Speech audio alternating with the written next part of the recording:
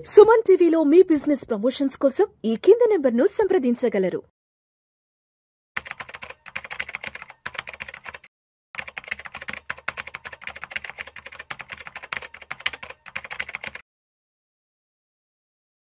నమస్తే, welcome to Vishnu talks. నేను విష్ణు. ప్రస్తుతంతో పాటు stock market analyst SG Harsha ఉన్నారు. వారితో మాట్లాడదాం. నమస్తే హర్ష. నమస్తే. Welcome to Vishnu talks and welcome to market weekend outlook. Yes Harsha, ఇవాళ 21 నవంబర్ శుక్రవారం. మార్కెట్స్ ఎక్కడ క్లోజ్ అయినాయో కాస్త డీటెయిల్ గా చూద్దాం హర్ష. నిఫ్టీ విషయానికి వస్తే 124 పాయింట్ల నష్టంతో 26,068 వద్ద క్లోజ్ అయింది. సెన్సెక్స్ విషయానికి వస్తే 400 పాయింట్ల నష్టంతో 85,231 వద్ద క్లోజ్ అయింది. సో వీకెండ్ లో మార్కెట్లు ఇన్వెస్టర్లకు గట్టిగా షాక్ ఇచ్చాయి. సెన్సెక్స్ 400 పాయింట్లు పడ్డం అంటే చిన్న విషయం కాదు. నిఫ్టీ కూడా ఆల్మోస్ట్ 124 పాయింట్లు పడింది. కాబట్టి నాకు ఒక విషయం అర్థం కావట్లేదు హర్ష. అంటే ఇప్పుడు గ్లోబల్గా అన్ని న్యూస్లు ఇండియన్ స్టాక్ మార్కెట్స్కి పాజిటివ్గా ఉన్నాయి. అమెరికా నుంచి కూడా పెద్ద ఒత్తిడి ఎక్కడా లేదు. రీసెంట్గా ట్రంప్ కూడా చాలా చల్లబడ్డారు, శాంతించారు. అంటే భారత్ అమెరికా వాణిజ్య ఒప్పందానికి సంబంధించినటువంటి ఆ డిస్కషన్స్, డీల్స్ కూడా ఆల్మోస్ట్ క్లోజ్ అవబోతున్నాయి. ఈ ఇరు దేశాలు త్వరలో శుభవార్త వింటారంటూ కూడా భారత వాణిజ్య శాఖ మంత్రి పీయూష్ గోయల్ చెప్పారు. అదేవిధంగా ట్రంప్ మినిస్టర్స్లో అనమాట కొంతమంది కీలక మినిస్టర్స్ కూడా అనౌన్స్ చేశారు. వాణిజ్య ఒప్పందం కొలికి రాబోతుంది, ఇక అంతా శుభవార్తలు వింటారంటూ. బట్ ఎందుకు అయినా కూడా మార్కెట్లో ఇలాంటి వాలటాలిటీ కనిపిస్తుంది. ఇవాళ 400 పాయింట్లు పడ్డానికి రీజన్స్ ఏంటి అసలు? So correct sir. లాస్ట్ 2-3 వీక్స్గా ఈ రెగ్యులర్ వీడియోస్లో మనం చెప్పేది ఏంటంటే, ఫస్ట్ డొమెస్టిక్ ఫ్యాక్టర్స్ కంటే గ్లోబల్ ఫ్యాక్టర్సే మన మార్కెట్ని ఎక్కువ అఫెక్ట్ చేస్తున్నాయి అన్న. ఈ వారం కూడా అదే ట్రెండ్ కంటిన్యూ అవుతుంది. అయితే గ్లోబల్ ఫ్యాక్టర్స్ ఏవేవి ఇండియాని అఫెక్ట్ చేస్తున్నాయి అనేది ఫస్ట్ మనం 3 మోస్ట్ ఇంపార్టెంట్ ఫ్యాక్టర్స్ని చూడాలి. ఫస్ట్ ఫ్యాక్టర్ వచ్చి యూఎస్లో ఏ స్టాక్స్ యొక్క వాల్యుయేషన్స్, అవి చాలా తారాస్థాయికి చేరాయి. రెండోది వచ్చి యుఎస్ ఎకానమీలోనే జాబ్స్ పెరుగుతున్నాయా తగ్గుతున్నాయా, ఎకానమీ ఏమవుతుంది, టారిఫ్స్ వల్ల ఇన్ఫ్లేషన్ పెరుగుతుందా, ఇంట్రెస్ట్ రేట్లు ఏం చేయాలని చాలా కన్ఫ్యూజన్లో ఉన్నారు. వాటి ఎఫెక్ట్ గ్లోబల్ మార్కెట్స్ మీద ఇంపాక్ట్ ఉంది. మూడో ఇంపార్టెంట్ ఫ్యాక్టర్, అది నవంబర్ 10th మొదలైంది. కాకపోతే అప్పటి నుంచి అందరూ ఎక్కువ మంది పట్టించుకోవట్లేదు. బట్ లాస్ట్ 2-3 రోజుల్లో అది ఫ్యాక్టర్ బాగా పెద్దగా అయిపోయింది. అదేంటంటే జపాన్ నుంచి ప్రపంచ మార్కెట్స్కి వస్తున్న ఒక పెద్ద ప్రాబ్లం. సో ఒక్కొక్క ప్రాబ్లం డీప్గా వెళ్దాము. ఫస్ట్ ఫ్యాక్టర్ వచ్చి యుఎస్లో AI related stocks, technology stocks ఒక వాల్యుయేషన్స్ ఆల్ టైమ్ పీక్స్లో ఉంది. ఎంత పీక్స్ అంటే దాన్ని అందరూ దేంతో కంపేర్ చేస్తున్నారంటే 2000లో ఎప్పుడైతే ఇంటర్నెట్ వచ్చాక అప్పుడు ఇంటర్నెట్ రిలేటెడ్ స్టాక్స్ వాల్యుయేషన్స్ అన్ని తారాస్థాయిలో ఎలా ఉండిందో ఆ టైప్లో ఇప్పుడు ఏఐ వచ్చాక ఏఐ రిలేటెడ్ స్టాక్స్ వాల్యుయేషన్స్ కూడా అన్ని ఆల్మోస్ట్ ఆల్ టైమ్ పీక్స్లో ఉన్నాయి. జనరల్గా వాల్యుయేషన్ అంత హైకి వెళ్ళినప్పుడు న్యాచురల్గా వాల్యుయేషన్స్ ఎప్పుడు సైకిల్స్లో వెళ్తాయి. అంత పీక్ వెళ్ళింది కాబట్టి అక్కడి నుంచి పడుతుంది అని ప్రతి ఒక్కరు భయపడుతున్నారు.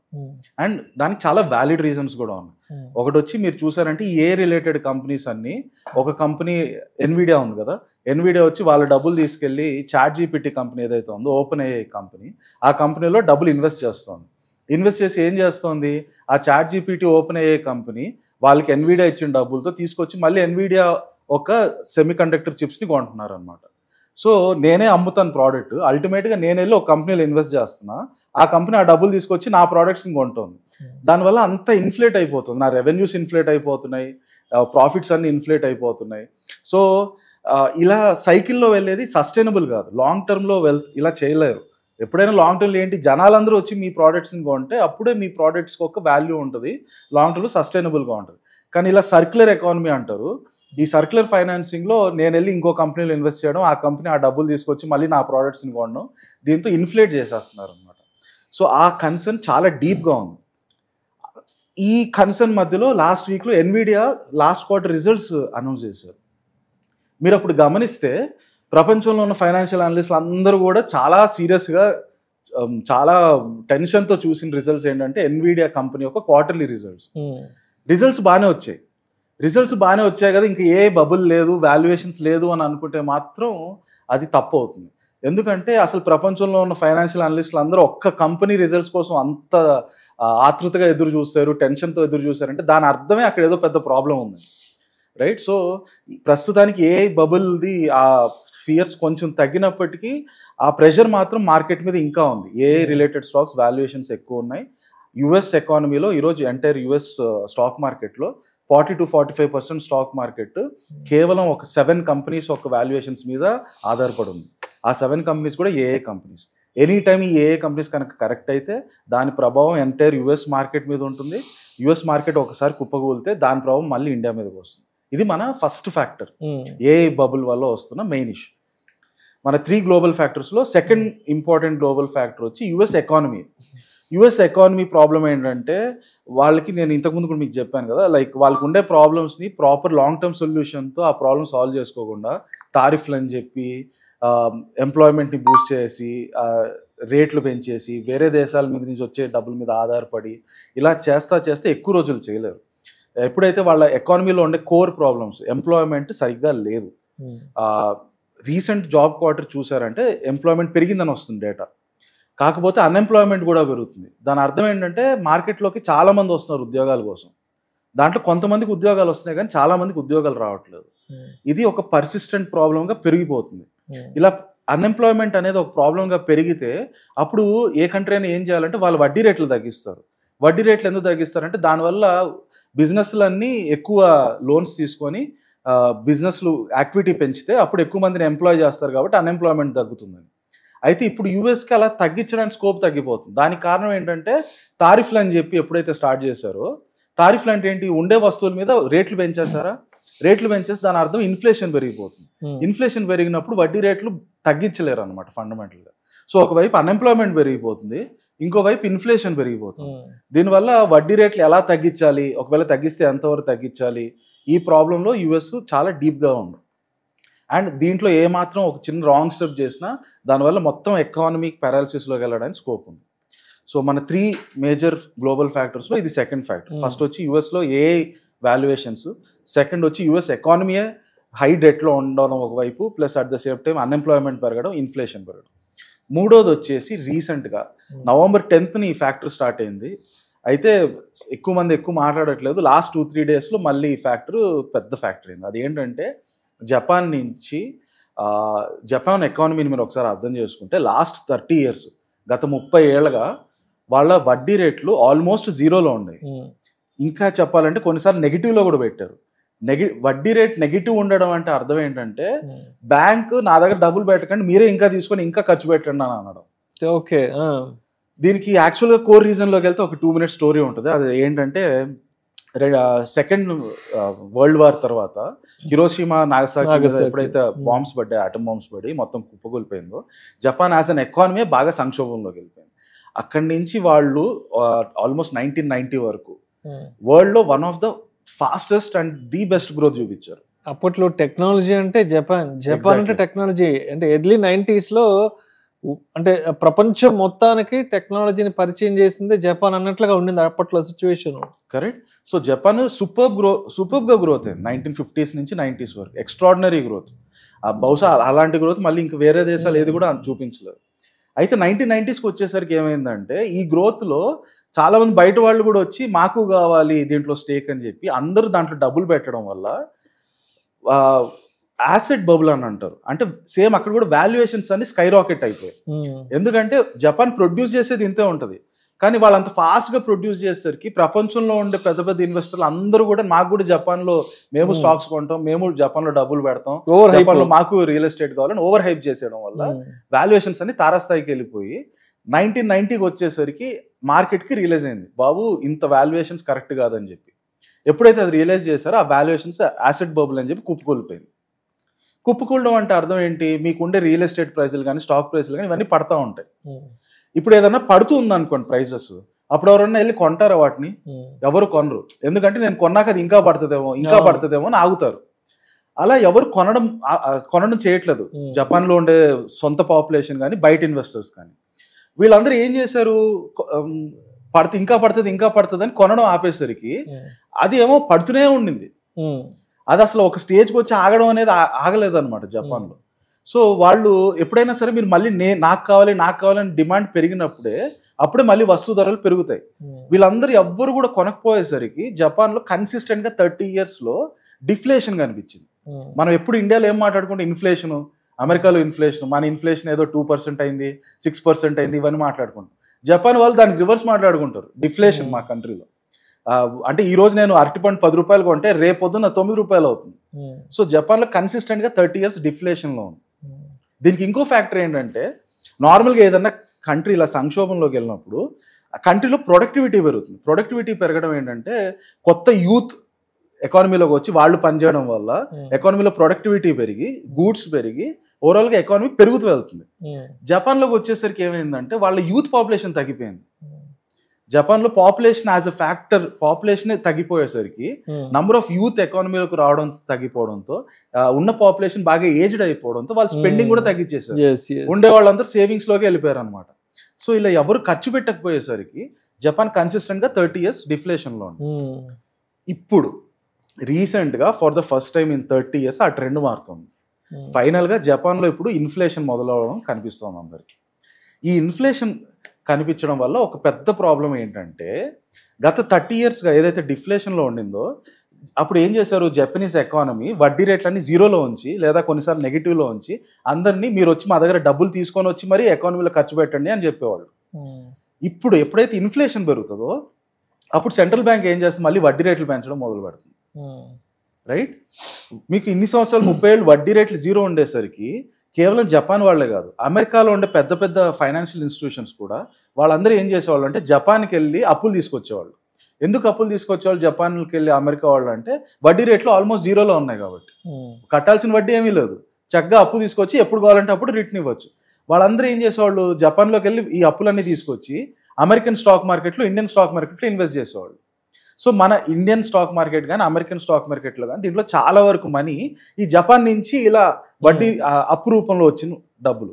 ఎప్పుడైతే జపాన్లో ఇప్పటి నుంచి మేము వడ్డీ రేట్లు పెంచుతామని అన్నారో, వీళ్ళందరూ కూడా ఇండియాలో, యుఎస్లో ఈ స్టాక్స్ అన్ని అమ్మేసి ఆ డబ్బులు తీసుకెళ్ళి వాళ్ళు ఏదేదైతే అప్పు తీసుకొచ్చారో జపాన్ నుంచి అది తిరిగి కట్టేస్తారు, మాకు వద్దు ఇంక ఈ అప్పు అని. ఈ ప్రాబ్లం మార్కెట్కి రాబోయే రోజుల్లో స్ట్రాంగ్గా ఉండొచ్చు అనేది ఒక one of the biggest fear ఇంకోటి క్రియేట్ అయింది. Right right right. So 3 global ఫ్యాక్టర్స్లో, ఒకవైపు యుఎస్లో ఏ స్టాక్స్ వాల్యుయేషన్, రెండోది US economy as an economy వాళ్ళ డెట్ పెరిగిపోవడం, అన్ఎంప్లాయ్మెంట్ ప్రాబ్లం పెరగడం, ఇన్ఫ్లేషన్ పెరగడం, మూడోది కొత్తగా ఇప్పుడు జపాన్ నుంచి, జపాన్లో బాండ్ ఈల్డ్స్ అంటారు దాన్ని, బాండ్ ఈల్డ్స్ పెరిగితే ప్రపంచంలో ఉన్న స్టాక్ మార్కెట్స్లో ఈ జపాన్ నుంచి సంబంధించిన డబ్బులన్నీ వెనక్కి తీసేసి మళ్ళీ అవన్నీ రిటర్న్ జపాన్కి వెళ్ళిపోయే స్కోప్ అయితే కనిపిస్తుంది. ఈ 3 ఫియర్స్ ఇంటర్నేషనల్ మార్కెట్స్, కేవలం ఇండియన్ మార్కెటే కాదు గ్లోబల్ మార్కెట్స్ని బాగా ఎఫెక్ట్ చేస్తున్నాయి.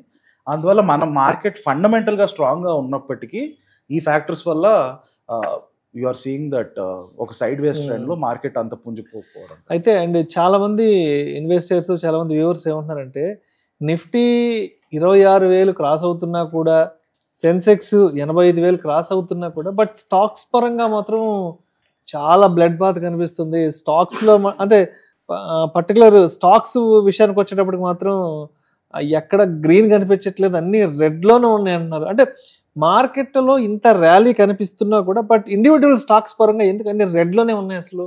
చాలా కరెక్ట్గా చెప్పారు సార్. అంటే రీసెంట్గా చాలామంది అంటుంది ఏంటంటే, మార్కెట్ ఏమో ఆల్మోస్ట్ ఆల్ టైమ్ హైలో ఉంది, నా పోర్ట్ఫోలియోనేమో ఆల్ టైమ్ లోలో ఉంది.